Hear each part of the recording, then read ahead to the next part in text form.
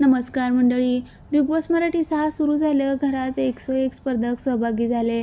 प्रत्येक स्पर्धक हा एका वेगळ्या बॅकग्राऊंडमधून आला आहे. 17 स्पर्धकांमध्ये एक धाकड घरात गेली, ती म्हणजे रुचिता जामदार.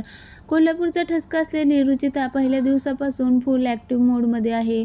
दुसऱ्या एपिसोडमध्ये रुचिता तिच्या वडिलांच्या आठवणीत इमोशनल झाल्याचं पाहायला मिळालं. बिग बॉसमध्ये येण्याच्या दिवशी ती तिच्या वडिलांना भेटू शकली नाही याची तिला खंत वाटत होती. रुचितासाठी तिचे वडील आणि संपूर्ण कुटुंब खूप महत्त्वाचं आहे. लहानपणापासून अपार कष्ट आणि मेहनत करून रुचिता इथपर्यंत पोहोचली आहे. आज ती जी काही आहे ते तिच्या कुटुंबामुळे. रुचिताची स्ट्रगल स्टोरी डोळ्यात पाणी आणणारी.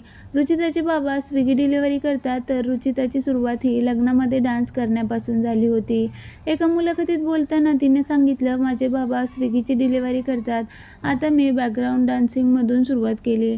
लोकांच्या लग्नात दिवे घेऊन, फुलं घेऊन उभे असतात, फुलं उधळतात, मोठ्या समया घेऊन एंट्री करतात, हे करायला मी जायचे. माझा प्रवास तेथून सुरू झाला. काही पैशांसाठी लोकांच्या लग्नात मी डान्स केलाय. ते पैसे आईकडून घेतलेले थोडेसे पैसे घेऊन आम्ही एक ऑटो रिक्षा घेतली. माझे बाबा दिवसभर माझ्या मागे असतात. दिवसभर ते मला सांभाळतात, ऑटो चालवतात आणि रात्री स्विगी डिलिव्हरी करतात. जेथे जातात तेथे ते सगळ्यांना सांगतात की माझी मुलगी या चॅनलवर आहे.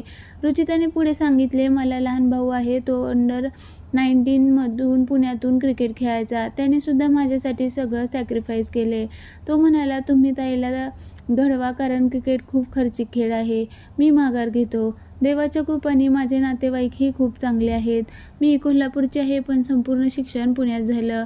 रोडीज केलं, दिवसभर शिकायचे, वेगवेगळे क्लासेस करायचे. घरच्यांनी उधार पैसे घेतले, पण माझ्या क्लासेसच्या फी मी भरल्या. रुचिता जामदार ही मी होणार सुपरस्टारची फर्स्ट रनरअप आहे. तिने रोडीजमध्ये सहभाग घेतला होता. तो सीझन गाजला आहे. ती डान्स महाराष्ट्र डान्सची विनर आहे.